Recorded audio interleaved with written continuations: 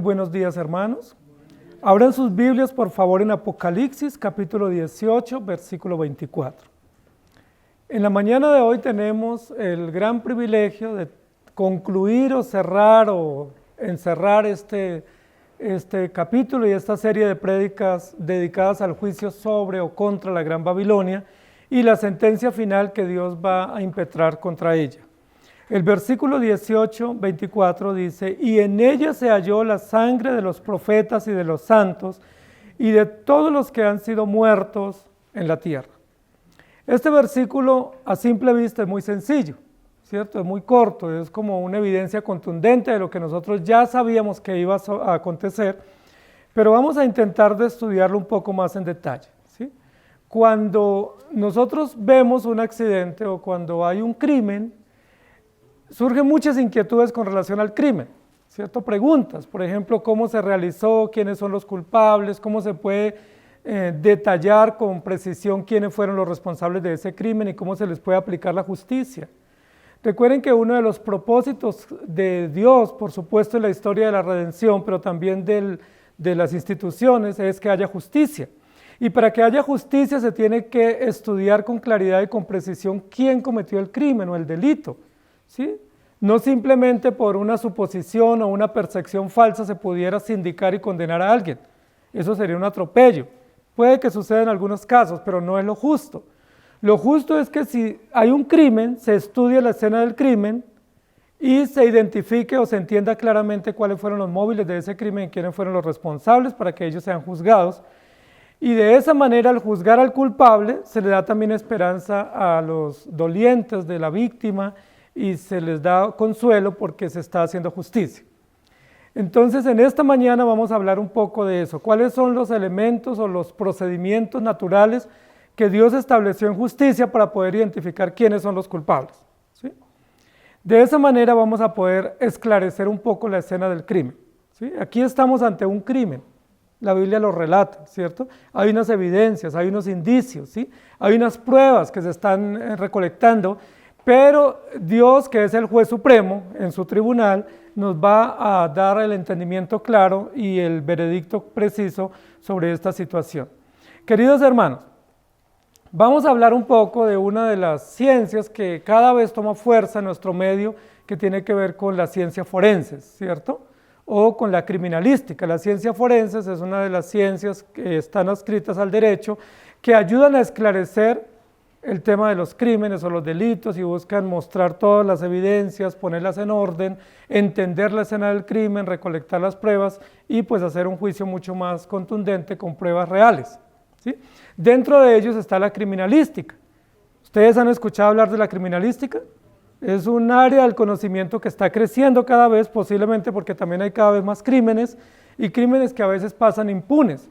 Entonces la criminalística es un estudio que tiene que ver con ciencias naturales, que busca hacer toda la trazabilidad de un hecho criminal, que busca recolectar pruebas y que busca reconstruir las escenas de crimen para identificar o para precisar quiénes fueron los culpables o los responsables.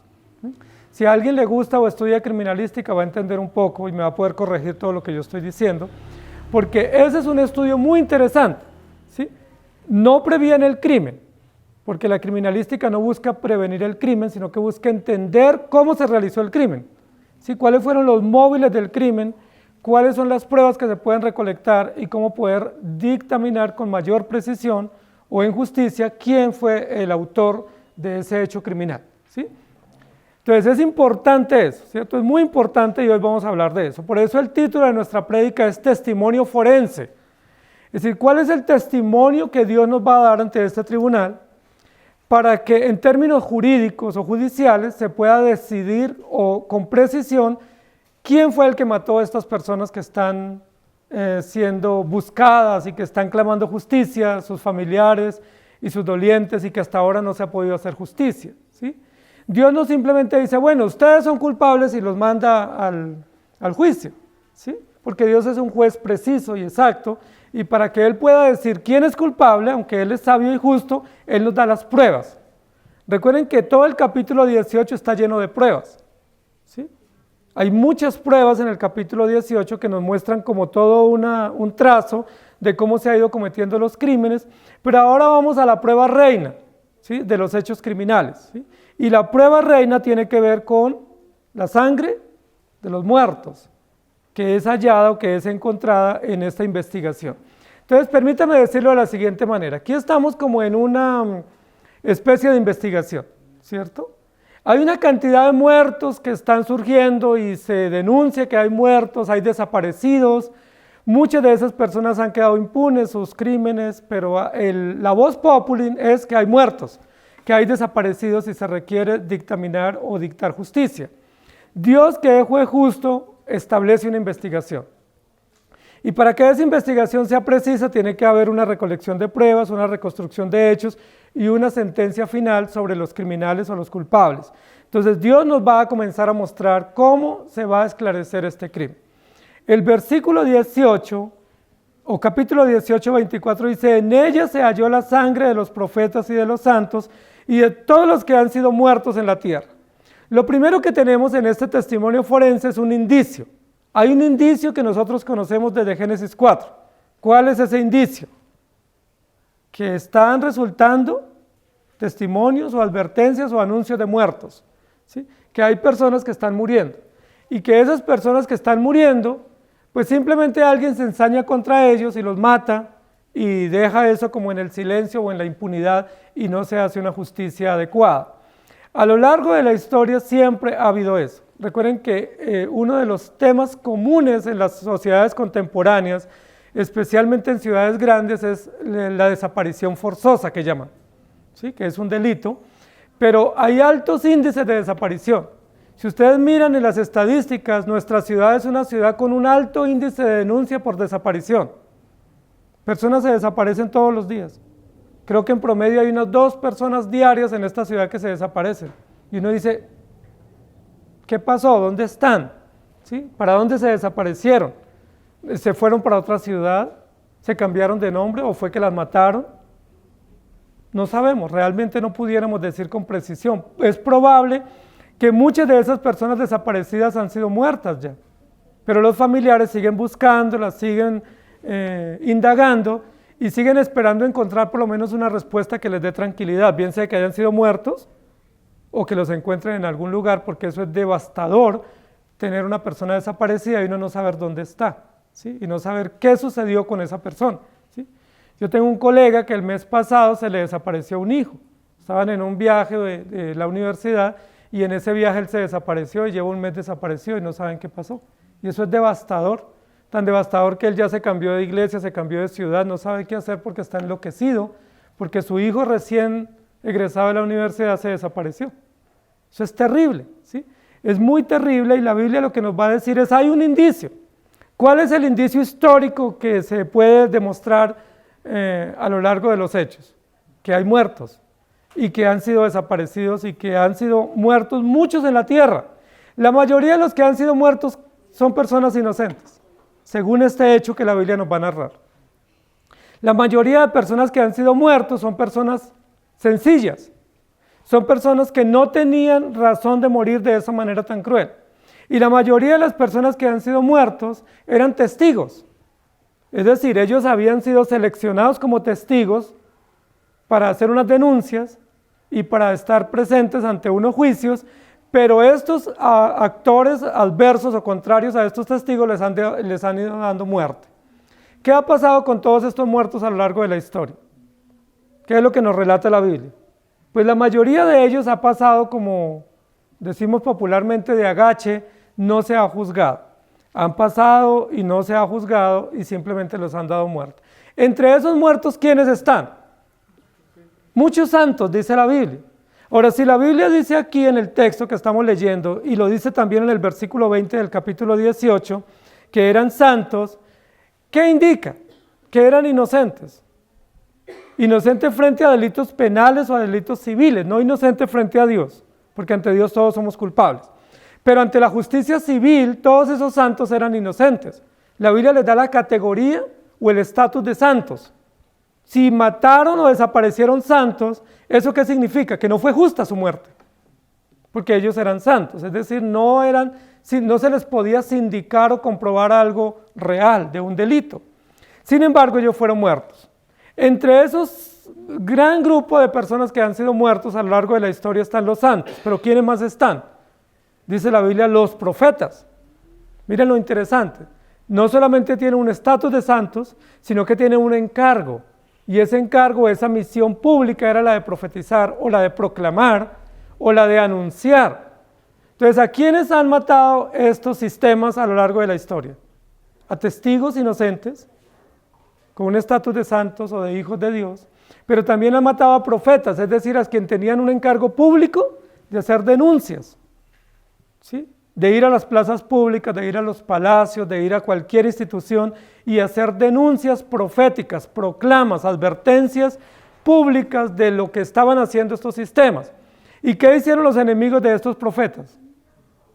Los mataron, ¿sí? Hay toda una muerte sistemática de profetas, una muerte sistemática, institucionalizada de santos, de creyentes, pero también en el versículo 20 que leímos, que estudiamos hace unos días, habla de apóstoles. ¿Recuerdan? Versículo 20 dice, alégrate sobre ella cielo y vosotros santos, apóstoles y profetas, porque Dios os ha hecho justicia en ella. Hay tres grupos, los santos, los profetas y los apóstoles. Recuerden que dijimos que los profetas hace alusión al Antiguo Testamento y los apóstoles a los creyentes del Nuevo Testamento, pero tanto apóstoles como profetas tienen encargos oficiales, es decir, tenían funciones oficiales públicas de anunciar públicamente el Evangelio, de pregonar el Evangelio, y al pregonar el Evangelio se tiene que denunciar ¿a quién? Al culpable, ¿cierto? O al victimario, o al delincuente. ¿Y qué hizo este sistema que quería silenciar testigos? ¿Cuál fue la manera más sencilla o más fácil o más audaz como este sistema quiso silenciar a los testigos? Los mató. Recuerden que hoy en día en muchos de los juicios que uno asiste en la televisión o que hace un seguimiento, nos damos cuenta que una forma de silenciar a los profetas es sobornándolos, los testigos, perdón. Una forma de silenciar testigos es con soborno. Yo pregunto, ¿por qué no funciona con los creyentes el soborno? Porque los creyentes se supone que no aceptarían un soborno para silenciarse. ¿Sí? Se supone que si a un testigo creyente le dicen, mire, no predique más y le damos plata, ¿qué diría un buen testigo creyente? Diría, no, olvídese. O sea, yo no me voy a vender por nada y no voy a dejar de hablar por dinero. Pero en el sistema impío, los testigos se silencian con dinero, ¿sí? Es una buena manera de sobornar o de silenciar un testigo elocuente en un juicio. Entonces se le dice, mire, le damos dinero, ¿cuánto necesita? Y ya, o le damos protección o lo exiliamos en otro país y ahí guarde silencio y todo se arregló. Si han escuchado eso y saben de lo que estoy hablando, ¿cierto? Entonces hay grandes delincuentes que quedan impunes sus delitos y ellos también, porque los testigos son sobornados. En este caso la Biblia no dice que este sistema se atrevió a sobornar testigos. Y yo quiero entender que la razón por la cual no se atrevió a sobornarlos es porque es imposible sobornar a un creyente. ¿Sí? Un verdadero creyente es imposible sobornarlo. ¿Sí? Porque a ningún creyente se le diría, mire, ¿cuánto quiere? Y no predique más. Porque eso es casi que un golpe bajo a un creyente, porque un creyente nunca sería sobornado o usaría el soborno como medio para cambiar su mensaje. Recuerden que a Pedro y Juan, el emperador o el gobernador le dijo que no predicara más en el nombre de Jesús y les perdonarían la vida. ¿Sí recuerdan? En Hechos capítulo 4. ¿Y recuerdan cuál fue la respuesta de Pedro y Juan? Es necesario obedecer a Dios antes que a los hombres. Ese gobernador les dijo, les protejo la vida, les preservo la vida, pero no sean testigos más. Si guarden silencio, no han dicho nada, silencio. ¿Y qué dijeron los apóstoles? No, es necesario seguir hablando, aunque eso nos cueste la muerte. Entonces hay tres grupos de testigos que han sido silenciados a lo largo de la historia de la humanidad. Y esos tres testigos son creyentes comunes y corrientes, o familias comunes y corrientes, creyentes, santos, temerosos de Dios, profetas del Antiguo Testamento que tenían encargos oficiales, y apóstoles del Nuevo Testamento que tenían encargos también oficiales.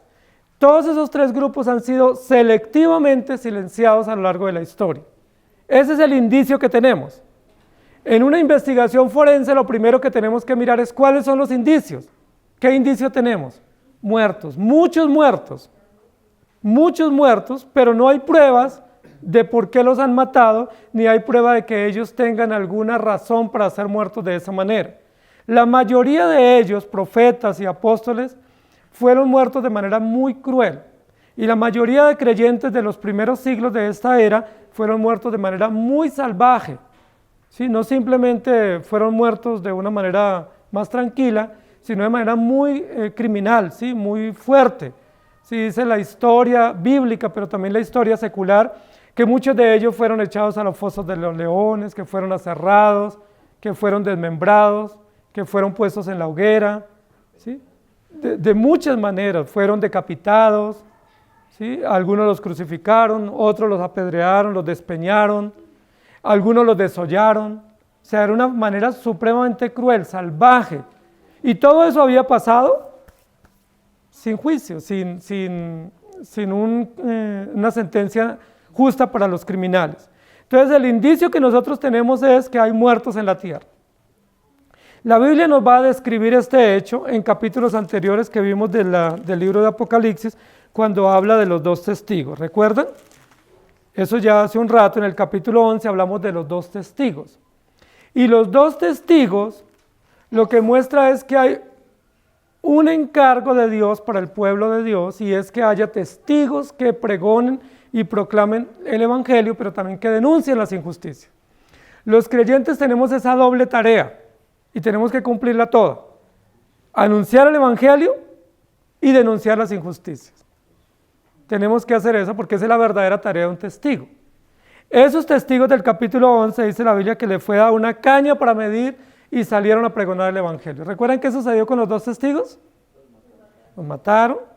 No solamente los mataron, dice la Biblia que luego que los mataron hicieron fiesta porque los habían matado, que no solamente eso, sino que se emborracharon y no les dieron sepultura digna, que los dejaron ahí tirados en la plaza, y que no solo eso, sino que hacían comidas y se mandaban porciones y se celebraban y hacían barras diciendo: los logramos matar, los logramos acabar, ¿sí?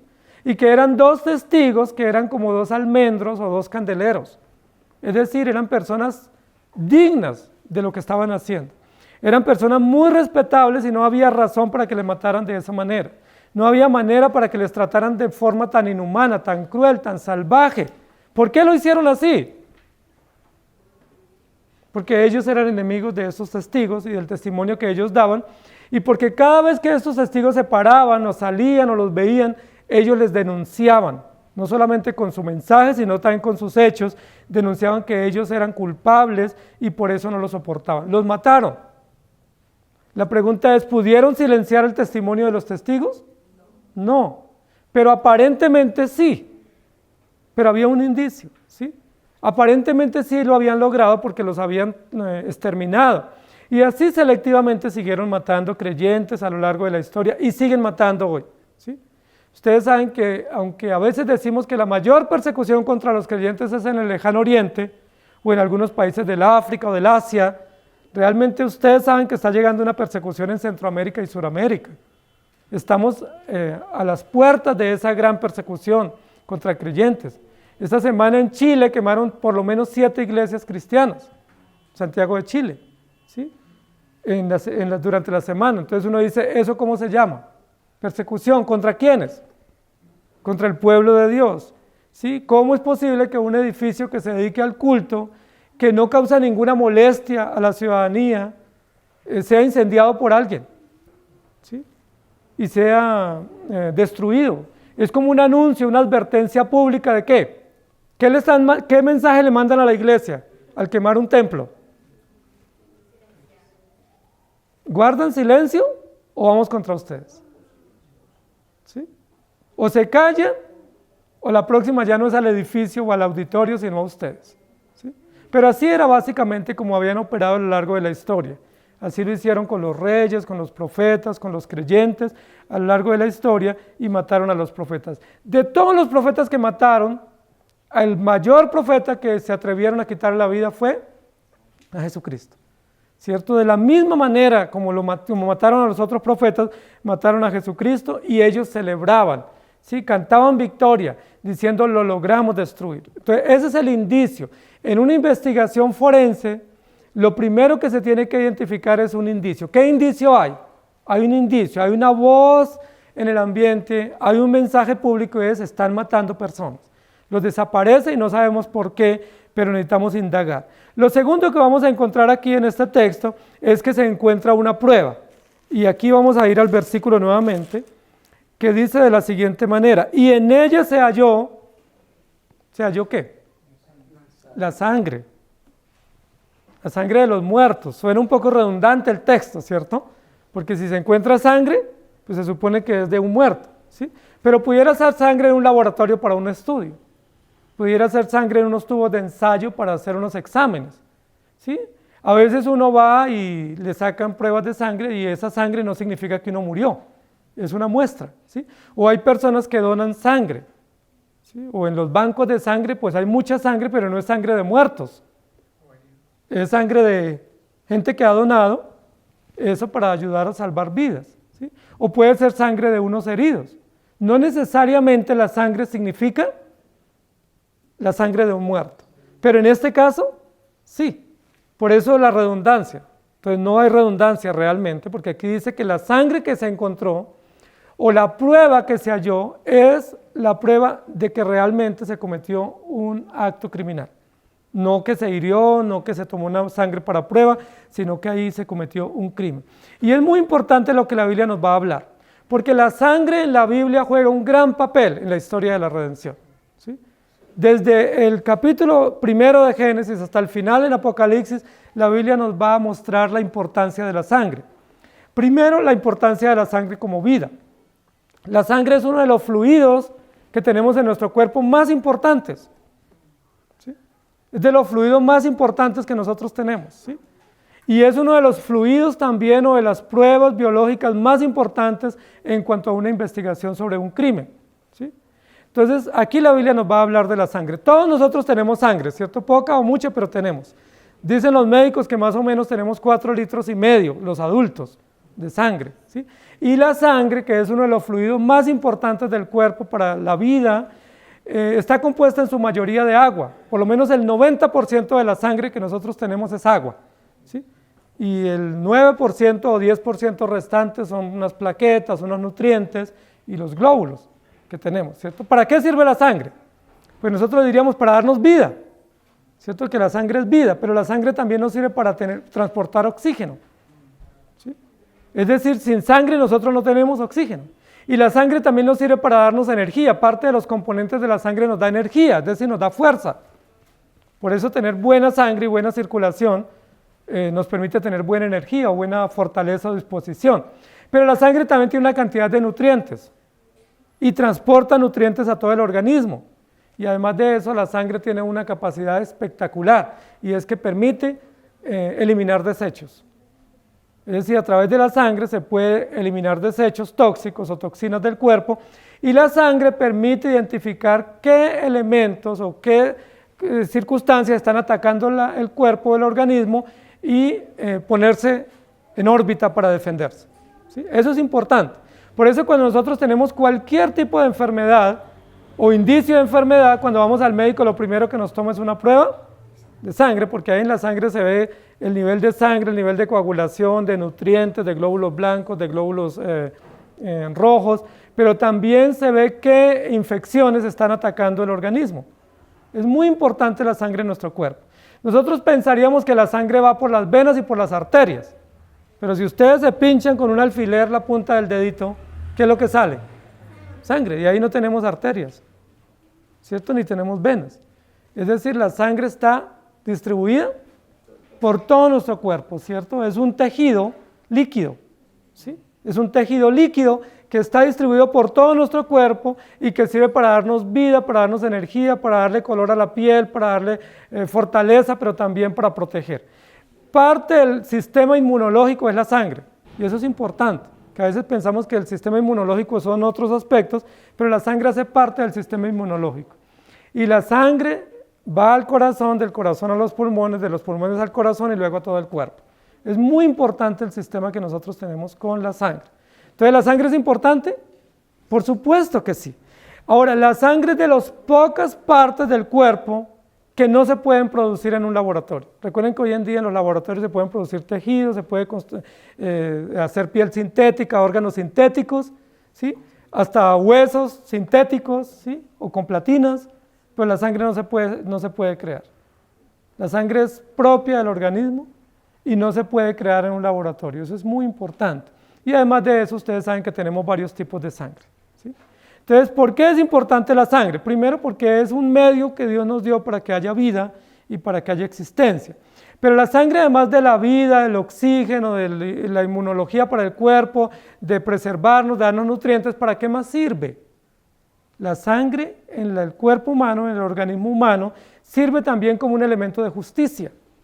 Es muy importante porque la Biblia desde Génesis 4 dice que la prueba de sangre, ¿sí? Como un elemento biológico en la escena del crimen, nos sirve contundentemente para demostrar o para ratificar que ahí se cometió un crimen. ¿Sí? Hay varias sustancias biológicas que pueden servir en investigación, pero la sustancia biológica más contundente en una escena criminal es la sangre, ¿sí? Y se puede también encontrar con unos reactivos para saber de qué murió la persona, qué tipo de sangre tenía, para descubrir el ADN de la persona y también para hacer unos estudios importantes. Entonces, hermanos queridos, hay una prueba que va a ser encontrada en esta investigación. Cuando decimos ciencia forense o medicina forense, estamos hablando de la medicina que se hace en un foro. Sí, eso viene de una palabra griega. Y el foro era el tribunal. Sí, el tribunal antiguo griego era un foro. Sí, donde estaban los jueces y estaban las partes y los testigos y los implicados, y en ese foro, o lo que llamaríamos hoy en ese tribunal o en ese juzgado, ¿cierto? Se dicta sentencia. Y a ese foro o a ese tribunal se llevan las pruebas. ¿Qué prueba es hallada aquí y llevada a este foro? La sangre. La prueba más importante de los elementos biológicos ante la muerte de un ser humano es llevada a la sangre. ¿Qué significa el hallazgo en la escena del crimen de la sangre? ¿Qué significa? Que hubo un crimen, ¿sí?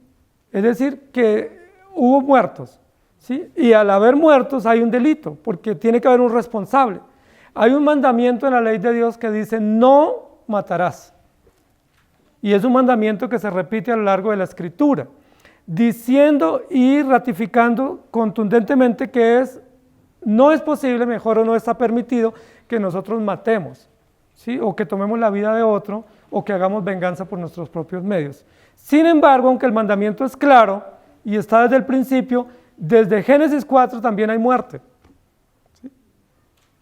¿Cuál fue el testimonio elocuente de que Abel había sido muerto? La sangre. La sangre. ¿Sí? La Biblia lo dice como un lamento, como un reclamo, como un grito de auxilio. La sangre de tu hermano Abel clama o grita. ¿Sí? Personifica la sangre, hace una metáfora de la sangre, dando a entender que es como una persona que grita. Por supuesto, la sangre no habla, porque es un fluido, y es un fluido líquido, que la tierra lo absorbe. Pero lo que está diciendo metafóricamente es que aunque la vida se haya cortado, y los criminales se hayan fugado, ahí está la sangre, en la escena. La sangre no huye, la sangre queda como muestra, como prueba, como testimonio público ¿de qué? De que se cometió un delito y que hay unos criminales y que esos criminales tienen que pagar. Hermanos queridos, uno se da cuenta, hay algunos programas de investigación en ese sentido, que muestran cómo cuando alguien comete un delito se cerciora hasta lo más de borrar todas las pruebas, ¿cierto? Hay personas que son expertos en cometer crímenes y entonces tratan de borrar todas las pruebas, ¿sí? de cerciorarse de cambiar pintura, de cambiar muchas cosas, de usar guantes, de usar muchas cosas químicos para borrar pruebas, borrar evidencias. La pregunta es, ¿podrán borrar todas las evidencias? En términos de investigación, ¿podrán borrar todas las evidencias? Nunca, ¿sí? Nunca, ¿sí? Siempre va a quedar una evidencia, y la evidencia que va a permanecer es la sangre en una escena del crimen. Lo que nos está diciendo la Biblia es, hay una escena del crimen. Según todo el relato que hemos venido haciendo del capítulo 17 y 18, esa escena del crimen se llama Babilonia. ¿Recuerdan? La Gran Babilonia. Babilonia es la responsable directa de todos esos crímenes, pero Babilonia no se ha inmutado por los crímenes. ¿Cómo aparece Babilonia celebrando siempre? Alegre, feliz, dando la idea de que es justa, dando la idea de que está en favor de los derechos, dando la idea de que está defendiendo a la mujer y defendiendo a la niñez, pero no es cierto. Sistemáticamente, en lugar de defender a la mujer, lo que ha hecho es atacarla. Yo le pregunto, ¿quiénes son los que más atacan a la mujer hoy en día en nuestra sociedad? ¿Quiénes son los que más la atacan y la destruyen y la hostigan? Las mismas ideologías. No son los hombres, ni es la religión la que ataca a la mujer. Las que siempre han atacado más a la mujer son las ideologías, los sistemas jurídicos que le ponen cargas inllevables para ellas y que les ponen unos retos y unos desafíos que no son propios a su condición natural. ¿Quiénes son los que más atacan a la niñez? Las mismas ideologías, los parlamentos que establecen leyes contra la niñez. Entonces no es la iglesia la que ataca a la niñez, la iglesia siempre ha defendido a la mujer, la iglesia siempre ha defendido la vida, la iglesia siempre ha defendido a la niñez. ¿Estamos de acuerdo? Porque nosotros somos defensores de la moral bíblica, promovemos la moral bíblica y la defendemos con el discurso y con los hechos. Pero ¿quiénes son los que la atacan? Los mismos que la defienden o que dicen defenderla. Así sucedía con Babilonia. Babilonia decía, nosotros somos la base de la justicia, pero resulta que era la forma como ellos encubrían todos los crímenes. Ellos decían, nosotros somos la cuna del conocimiento, pero lo que hacían era destruir de manera cruel a todas las personas que no estaban de acuerdo con ellos. Entonces, la escena, el encuentro del hallazgo de la sangre en esta escena del crimen es la prueba principal de que se cometió un delito. Recuerden que en capítulos anteriores, la Biblia dice que era tanta la sangre de los mártires que era como un lago o un mar de sangre. ¿Recuerdan? Que dice que subía hasta el freno de los caballos, más o menos como 1,5 metros. Por supuesto está hablando de una manera simbólica, como hablando de un lagar donde se pisaba la uva y que el vino que se exprimía era como una comparación o una semejanza con la sangre de los mártires. Y que era como 1,5 metros, es decir, que navegaban o se hundían los caballos cuando transitaban pisoteando la sangre de los mártires. Pero era también una forma para describir la forma tan salvaje como destruían a los creyentes, usando caballos y usando soldados y usando ejércitos para destruirlos, y no se inmutaban. Y la Biblia ya lo ha descrito en varios lugares, que había demasiada sangre. Yo le pregunto, ¿en nuestras ciudades no hay demasiada sangre derramada? Claro que sí. En los puestos médicos no hay sangre derramada de abortos y de muertes injustas, o en los parlamentos, o en los juzgados, o en muchas casas de justicia. ¿Sangre de muertos? Claro que sí. Posiblemente en todas nuestras calles hay mucha sangre derramada. Simplemente echan pintura, limpian, lavan y parece que no pasó nada. Pero ¿qué dice el Señor? Ahí está la prueba. Ahí está la prueba. Y como hay sangre, ¿qué más hay? Hay criminales. Y como hay sangre, que es el hallazgo biológico, eso significa que hay criminales que perpetraron el crimen. ¿Y qué tiene que haber entonces para ellos? Tiene que hacerse justicia. Y eso me parece de las cosas más importantes. En el capítulo 6 de Apocalipsis y 7, en los sellos, ¿recuerdan en el 5.º sello cuál era el clamor más grande de las víctimas? La justicia. ¿Hasta cuándo no vengarás? ¿Qué dice el texto? ¿Recuerdan? El 5.º sello, ¿hasta cuándo, Señor Dios justo y poderoso, no vengarás nuestra sangre? Miren lo interesante. La Biblia no dice en el 5.º sello, Señor, ¿hasta cuándo no nos devolverán la plata que nos robaron? ¿O hasta cuándo no nos devolverán la dignidad o los derechos o las propiedades que nos quitaron, nos expropiaron? Ese no era el clamor. El clamor no era por casas, por dinero, por salud. ¿Cuál era el clamor? Justicia. ¿Y cuál era la prueba de la injusticia? La sangre. En este versículo dice, y en ella contundentemente se halló, se encontró o hubo el hallazgo en esa investigación forense, en ese procura de pruebas, la sangre, se halló la sangre, se encontró, no dice parece. ¿Quién fue el que encontró la sangre? El investigador por excelencia, el juez por excelencia, encontró la sangre. Hermanos, puede que hayan criminales, siempre ha habido, y puede que ellos se cercioren de 1000 maneras para borrar las pruebas. La pregunta es, ¿podrán borrar todas las pruebas para que Dios no lo juzgue? Esa es nuestra gran esperanza. Por eso siempre habrá justicia, porque aunque nuestros sistemas civiles no establezcan justicia real o haya en esos justicia pues muchos amaños, siempre en Dios hay justicia, porque Él sabe exactamente los móviles del crimen, sabe exactamente quiénes cometieron ese crimen y Él va a juzgar. Ante un hallazgo de sangre, no se puede decir que es falso, porque la sangre no se puede falsear. ¿Sí? La sangre es uno de los fluidos que no se puede falsear, es decir, la sangre se puede comprobar rápidamente qué es y demostrar no solamente qué es, sino cómo y cuánto y la antigüedad. Entonces, queridos hermanos, la Biblia lo que nos está diciendo es que Dios está haciendo toda una investigación, todo un proceso investigativo, y que en ese proceso investigativo, siguiendo los indicios, ya se encontró con las pruebas. Y la prueba principal que encontró, la encontró en Babilonia, en la escena del crimen. Es decir, casi que se pudiera con seguridad demostrar que Babilonia es la responsable. Porque hay un indicio de que Babilonia está matando profetas. Pero ahora se encontró una prueba en Babilonia de sangre. Y esa prueba nos está dirigiendo rápidamente a un testimonio jurídico y a una sentencia sin ningún tipo de consideración para decir que Babilonia ha sido la responsable. Queridos hermanos, dice la Biblia, en ella se halló la sangre de los profetas y de los santos. Ahora es importante que la Biblia está diciendo qué clase de sangre se halló. ¿La sangre de quién? ¿Sí? Recuerden que en el Antiguo Testamento había sangre de machos cabríos, de becerros, de corderos. ¿Sí? Mucha sangre en la Biblia. Pero ¿cuál fue la sangre que se encontró? La sangre humana. Y no sangre humana de cualquier persona. Fue la sangre que se estaba buscando y que se estaba reclamando justicia desde la antigüedad.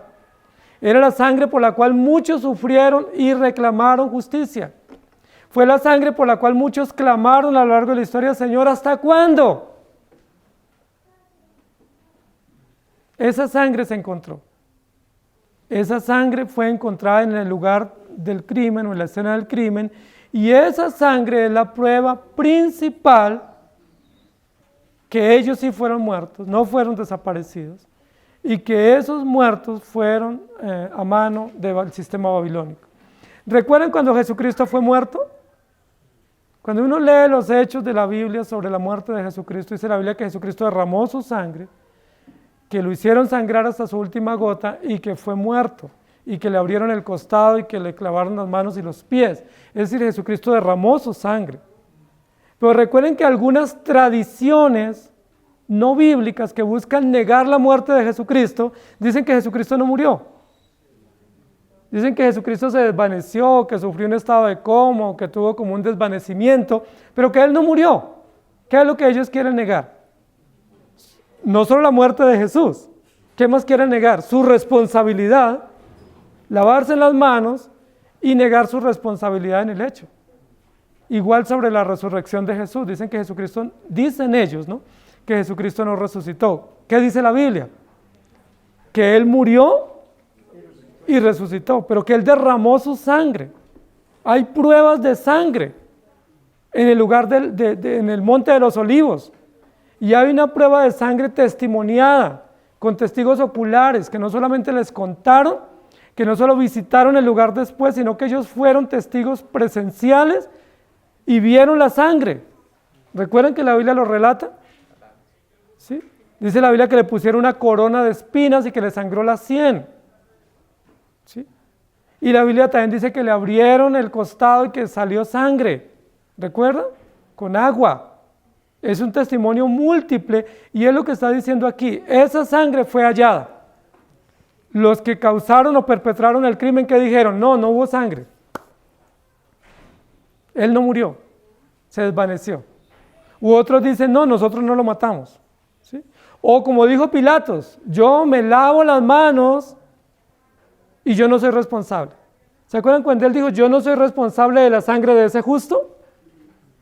Pero eso lo incrimina a él, porque al él decir eso y al pedir una vasija para lavarse las manos, él lo que estaba era diciendo, yo soy tan responsable como el pueblo que está gritando crucifícalo. Y soy tan responsable como los soldados que lo crucificaron y tan responsable como aquellos que le clavaron la lanza en el costado. Es decir, ¿Pilatos es responsable también de ese crimen? Claro que sí. Aunque se lavó las manos, sus manos estaban manchadas de sangre. Y como él mismo lo dijo en su incriminación, de la sangre de un justo. El texto dice que la sangre que fue hallada fue la sangre de profetas y santos, entiéndase, la sangre de testigos. Hermanos queridos, siempre que uno es testigo de algo, no testigo falso, sino testigo verdadero de algo, a uno lo que le espera es la muerte. Eso es importante que lo entendamos. Por eso la palabra mártir en la Biblia, que significa testigo, también tiene una connotación de muerto, o de mártir, o de alguien que muere por una causa. En ella fue encontrada la sangre. ¿Qué fue encontrada en Babilonia? La sangre. No dice que fue encontrada la ropa, que fue encontrado el báculo, que fue encontrado un rollo, un pergamino, que fue encontrada las sandalias de un profeta. Todo eso pudiera servir como una prueba, pero todo eso pudiera ser manipulable, ¿cierto? O pudiera ser una alteración de la escena. Pero cuando dice la Biblia que fue encontrada en esa escena del crimen la sangre, lo que nos dice esa es la prueba principal. No solamente del crimen, sino de la responsabilidad punible que tienen estos babilónicos o estos sistemas que de manera cruel causaron la muerte de los profetas. Hermanos queridos, estamos llegando a buen término al final del capítulo. Porque para que jurídicamente Dios establezca una sentencia sobre Babilonia, ¿qué necesitamos? Pruebas, no solo indicios, sino pruebas y una evidencia contundente que compruebe la responsabilidad de ese sistema en la muerte de los profetas. No se pudiera por simplemente una idea condenar a alguien, ¿sí? Recuerden que en nuestra cultura, que es una cultura bastante marcada por el pecado, nosotros somos muy dados a me parece, ¿sí? A mí me parece, yo supongo, ¿sí? Según dicen, pero eso no son pruebas, ¿sí? En derecho no son pruebas, eso no sirve de prueba. Usted no puede ser un testigo con me parece, ¿sí? Si usted no tiene pruebas y si usted no escuchó y vio y tiene pruebas, usted mejor no abra la boca, mejor quédese callado y guarde eso para sí. Pero si usted va a decir, es que a mí me parece, es que yo por ahí oí, es que andan diciendo, usted no es un testigo verdadero, usted es un testigo falso, que se está prestando para un comentario o para un chisme o para involucrar a alguien en algo de lo cual usted no puede corroborar, ¿sí? Aquí estamos hablando de pruebas, estamos hablando en derecho. Dios es juez justo. Y Él no dice, por ahí me dijeron, ¿sí?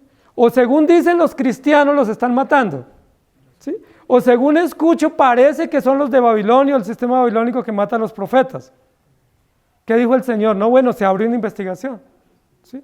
Se abre una investigación y esa investigación tiene que ir con testigos reales, pero como están matando a los testigos, entonces vamos a buscar otras pruebas. Y vamos a las escenas de los crímenes para encontrar pruebas. Y en ellas se halló la sangre, pero no cualquier sangre. No era la sangre de un accidente, no era la sangre de los muertos por una devastación, no era la sangre de un juicio, de los muertos por un juicio, era la sangre de los profetas y los santos. Entre esa sangre estaba la de Abel también. Entre esa sangre estaba la de todos los profetas del Antiguo Testamento. Entre esa sangre estaba la de todos los apóstoles, los cristianos muertos en el primer siglo. Y entre esa sangre también puede estar la suya y la mía, si nos torturan. ¿Por qué? Porque en ese lugar se encontró la sangre de los profetas y de los santos y de todos los que han sido muertos en la tierra. Ahora, ¿qué nos indica el hallazgo de la sangre en el lugar del crimen? Además de una prueba, ¿esa prueba para qué nos sirve? Para ratificar o para comprobar, nos sirve como una evidencia contundente ¿de qué? De la muerte, pero también de quién causó la muerte. ¿Sí? Si la sangre se encuentra en el baño de la casa, pues no podemos culpar al vecino de eso, ¿cierto? ¿A quién podríamos indicar o a quién tendría que investigarse? A los que están en la casa, ¿cierto? Si la sangre se encuentra en la escena del crimen, que es Babilonia o la gran ciudad, como descrita acá en el capítulo 18, entonces, ¿quién es la directa responsable de la muerte de esos profetas y santos? Babilonia. Ahora, ¿cómo se escapa? Si jurídicamente está acorralada. ¿Sí? Todo indica, con pruebas, con indicios y con evidencias, que ella es la responsable directa, muertos por ella. Aquí dice, y en ella se halló la sangre de los profetas que habían sido muertos por ella. Hermanos, esto no queda ninguna duda. Se ha hecho toda la trazabilidad del crimen, se han hecho todas las pesquisas, se han hecho todos los cotejos, se encontraron todas las pruebas. ¿Quién es responsable? Babilonia. Pero ustedes y yo sabíamos eso. Nosotros sabíamos que Babilonia era la que perseguía a los cristianos. ¿Desde cuándo lo sabemos? ¿Desde cuándo ustedes saben que los enemigos del reino de Dios son los que persiguen a los seguidores del reino? Desde Génesis 3. Desde Génesis 3, cuando Adán y Eva pecan, Dios da una sentencia sobre la serpiente. ¿Y qué dice? Pondré enemistad. ¿Recuerdan? Y la descendencia de la serpiente es enemiga de la descendencia de los hijos de la mujer o de los hijos del reino. Y desde ese momento hay una persecución desmedida donde ella procura acabar con los hijos del reino y nosotros lo que hacemos es denunciar. Nosotros no estamos en una competencia matando a los impíos. Ese no es el encargo nuestro. La iglesia no es reactiva o agresiva en el sistema de vengarse o en tomar armas para vengarse. ¿Cuál es la manera agresiva como los creyentes actúan? ¿Cuál es la mayor agresividad de los creyentes? Predicar el evangelio, vivir el evangelio. ¿Sí? Esa es nuestra acción reactiva contra el mal. ¿Sí? Nuestra acción posicionada contra el mal es predicar el evangelio. Pero ellos, ¿qué hacen contra nosotros? Nos matan. Miren lo interesante. Las armas de ellos es silenciémoslos con la muerte. ¿Y la arma nuestra cuál es? Predicar el evangelio. ¿Se dan cuenta? Por eso nosotros somos considerados a nivel del mundo como una reserva moral. Los creyentes son considerados en todas las naciones como la reserva moral de las naciones, como la sal y la luz. Y los creyentes a lo largo de la historia, aunque somos agresivos en nuestro discurso y en nuestra forma de vida, somos pacifistas. Es decir, somos un pueblo de paz. Realmente por los creyentes no se comienza nunca una guerra. Nunca las guerras del mundo las han comenzado los creyentes. Nunca las masacres en el mundo las han propiciado los creyentes. Por el contrario, las guerras las han causado contra los creyentes y las masacres las han causado contra los creyentes. Eso es importante que nosotros lo entendamos. Somos un pueblo de paz. Somos un pueblo amante de la paz, de la armonía, de la cordialidad. Somos un pueblo amante de la justicia y un pueblo que denuncia las injusticias, no para que maten a los injustos, sino para que haya justicia en el mundo y para que no haya impunidad. Pero aquí lo que nos dice es que en este sistema, que es un sistema que no tiene armas para defenderse, y el única arma que tiene es matemos, porque se necesita tener pocos argumentos para matar a otro, ¿no? Se necesita quedar uno sin nada como defenderse, para no decir, pues lo único que me queda es matarlo, porque quien tiene argumentos no mata a otro, ¿sí? Porque sabe que hay argumentos legítimos, justos y en derecho para poder actuar. Sin embargo, un sistema tan pobre, tan miserable como el sistema babilónico no tiene más cómo actuar. Y la única forma como actúa es silencio testigo, ¿sí? Contratos sicarios y los matan. ¿Ustedes sí sabían que los que mataron a Jesús fueron unos sicarios? Que venían de Samaria. Es interesante eso, ¿no? Nosotros pensamos que eso es ahora por la coca y la droga. No, los sicarios vienen desde Babilonia. Siempre ha habido sicarios, es decir, personas que se contratan por dinero para cumplir las pretensiones de alguien que no tiene argumentos y lo único que quiere es silenciar a otro y lavarse las manos diciendo yo no lo maté. Claro que no lo mató, pero fue el autor intelectual del crimen. Babilonia es autora intelectual de crímenes a lo largo de la historia. Profetas, creyentes, familias, pueblos enteros, naciones enteras, diezmadas, iglesias cerradas, creyentes torturados, y ahí está la evidencia en el lugar donde se recolectan las pruebas. Todos fueron muertos por ella. ¿Recuerdan cuando la Biblia dice que esta señora, Babilonia, tenía un cáliz de oro lleno del vino? ¿Recuerdan? Estaba brindando y celebrando el mejor vino. Ahora, cuando la Biblia dice que era del vino, pues uno se imagina una buena bebida, ¿cierto? ¿Quién no quisiera tener una buena copa? ¿Sí? Con un buen vino, una buena bebida para celebrar o para brindar. Pero no era del vino de la uva, o una bebida selecta. ¿Recuerdan de qué dice la Biblia que era el vino? Dice el vino de todas las abominaciones y el vino de todas las fornicaciones. Si era algo diabólico lo que hacía Babilonia. Sí, era algo lleno de brujería, porque dice que ella se bebía literalmente la sangre de los mártires. Algo así como que ella mataba a los creyentes y luego celebraba. Y recuerden cuando Juan Bautista fue muerto. ¿Recuerdan que fue muerto en la escena de una fiesta? O sea, no hubo luto por la muerte de Juan Bautista. Fue una gran fiesta, un gran banquete, y apuestas y premios y condecoraciones, y en esas muere Juan Bautista.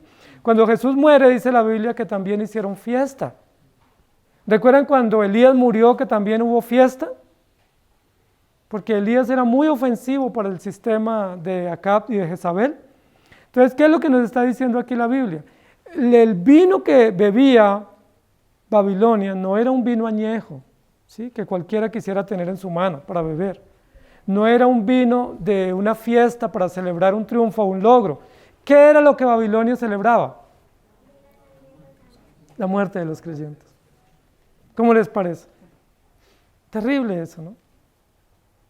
Terrible que un sistema como el babilónico, que es un sistema diabólico, bestial, mate personas de manera injusta y personas que no tienen ningún tipo de sindicación y se ponga a celebrar. Terrible eso, ¿no? O sea, es el acto mayor de degradación del ser humano. Que no haya ningún tipo de conduelo o de lástima o de remordimiento por la muerte de un justo, sino que más bien haya fiesta. ¿Sí? Yo le pregunto, si muere un ser querido, ¿usted haría una fiesta diciendo qué alegría que se murió? Yo pensaría que no, tendría uno que estar muy enfermo, muy trastornado, para que muera un vecino, así no sea un ser querido, sino un vecino, o que uno vea a alguien muerto en la calle y que uno se ponga feliz. O sea, tiene que uno estar muy enfermo para eso. ¿Sí? Muy llevado por la maldad y por la corrupción para que muera alguien y que uno no se estremezca. Cuando uno va, por ejemplo, en estas calles y a veces hay congestiones y uno se da cuenta que hubo un accidente y un muerto, ¿qué sienten ustedes?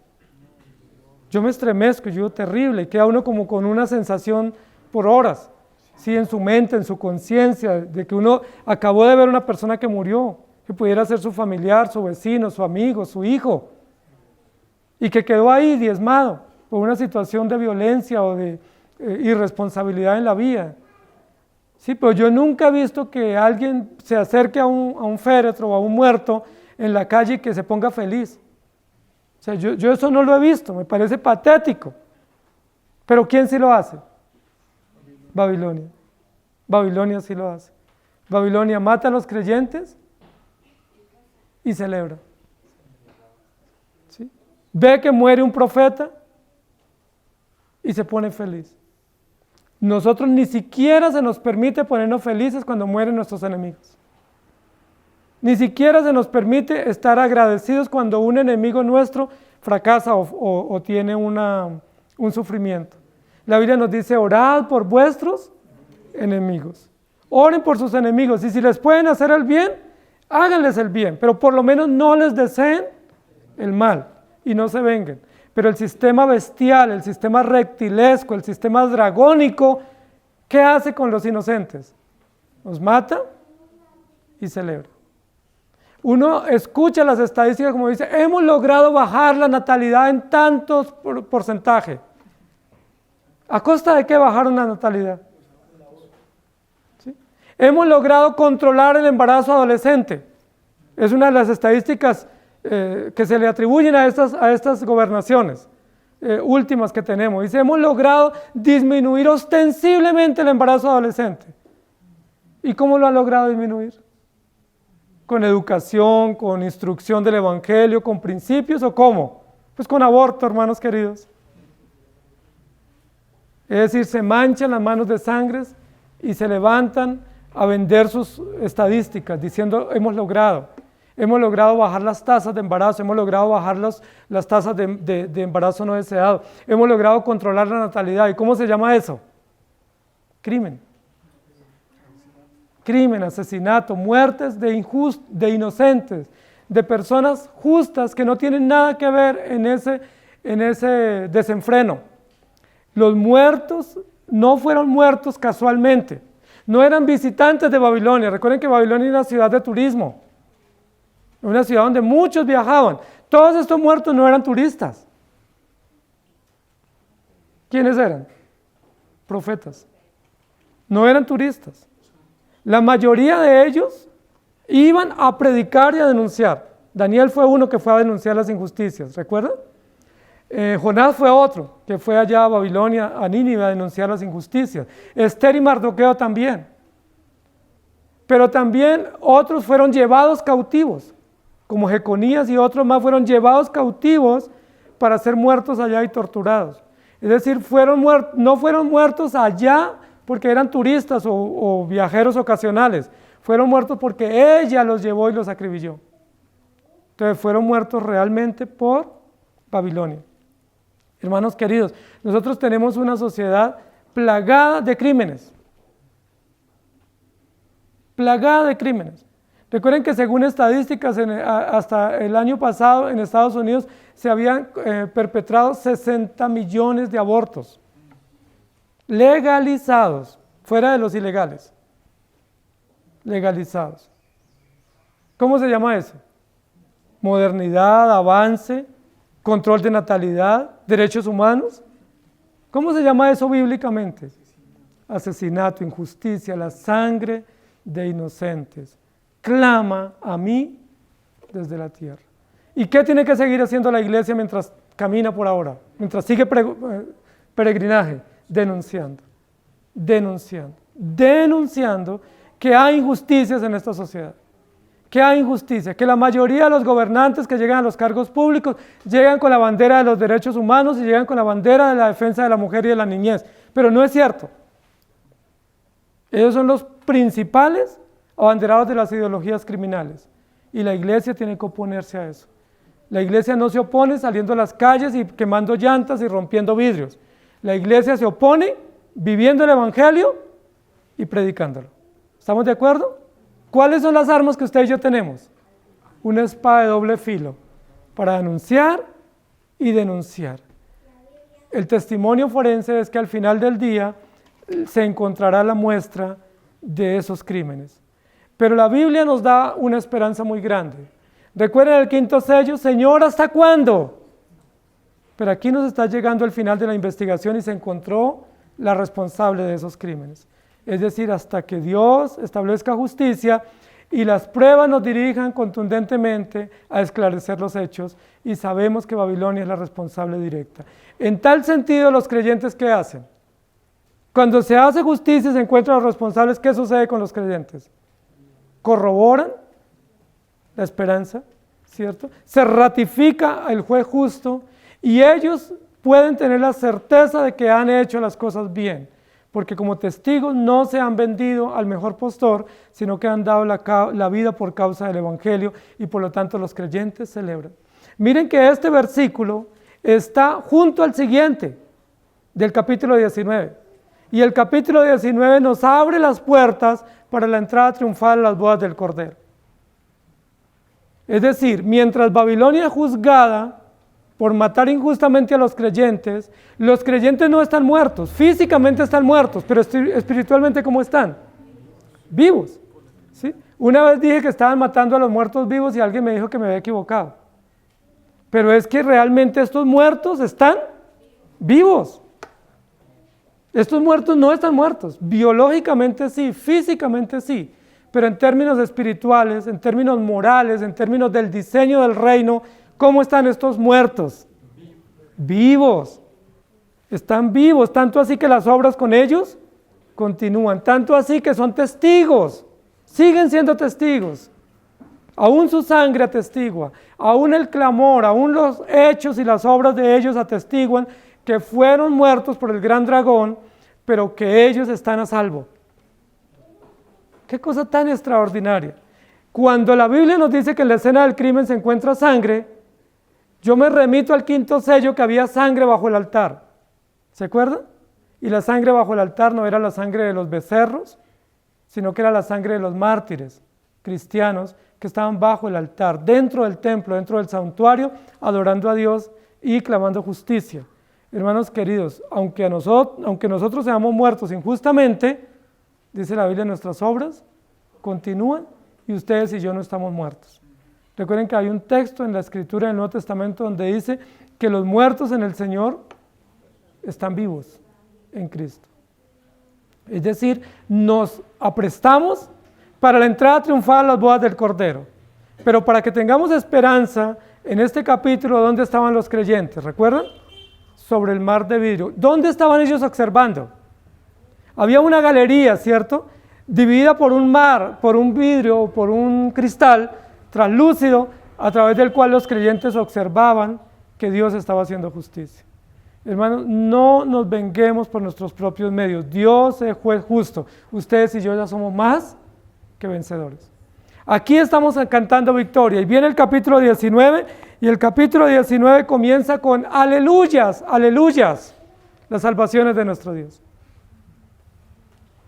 Entonces la pregunta es, ¿qué pasará si a nuestras ciudades llegan a cerrar templos, a quemar templos y a matar cristianos? ¿Usted se va a desanimar de ser cristiano? ¿Usted va a salir corriendo? ¿O qué va a hacer usted? Si llegara un edicto, un decreto en nuestra nación, en nuestra ciudad, donde nos dicen prohibido reunirse públicamente y usted ya no puede venir públicamente, ¿usted qué va a hacer? ¿Se queda en el patio? ¿O entra en el santuario de su casa? ¿O entra a su alcoba en su cuarto, en su casa, y rinde culto a Dios? Si no pudiéramos reunirnos públicamente, no nos podemos desanimar, porque somos un pueblo victorioso y un pueblo que aunque nos diezmen y nos quiten el arma que Dios nos dio, que es la voz para pregonar, y nos silencien, nuestra sangre derramada testigua de que somos testigos verdaderos. Amén. La sangre de Abel muestra que fue un testigo y hasta el último día sirve como prueba y como evidencia para esclarecer los hechos y para juzgar contundentemente a Babilonia. Hermanos, no le coman cuento a Babilonia. Yo no entiendo por qué nos atemorizamos tanto por Babilonia. ¿Sí? No importa, ¿quiénes son nuestros gobernantes? Dios es soberano. ¿Sí? Dios quita y pone reyes. Aún los gobernantes que tenemos, que fueron elegidos la semana pasada, hace parte de la providencia de Dios. Sean de su gusto o no, sean de su aprobación o no, hacen parte ¿de qué? De la soberanía y de la providencia de Dios. ¿Para qué? Para cumplir sus propósitos, para enseñarnos a nosotros y desafiarnos, y para que usted y yo no guardemos silencio. No guardemos silencio. La Biblia no nos manda a insubordinarnos, nos manda a pregonar el Evangelio con autoridad y con denuedo. Que el Señor nos ayude. Amado Señor, te damos gracias, porque una vez más a través de tu palabra nos recuerda que hasta la sangre tenemos que predicar el Evangelio. Y nos recuerdas que el arma que nos has dado no es un fusil, no es un revólver, no son armas bélicas, que el arma que nos has dado es el Evangelio y la voz. Tenemos la voz para predicar el Evangelio y las palabras de los predicadores son como clavos. La voz de los predicadores es rechinante a los oídos de los incrédulos o de los impíos, pero aún así tenemos que predicar. Aún así nos has puesto aquí en esta ciudad y en este país para predicar el Evangelio.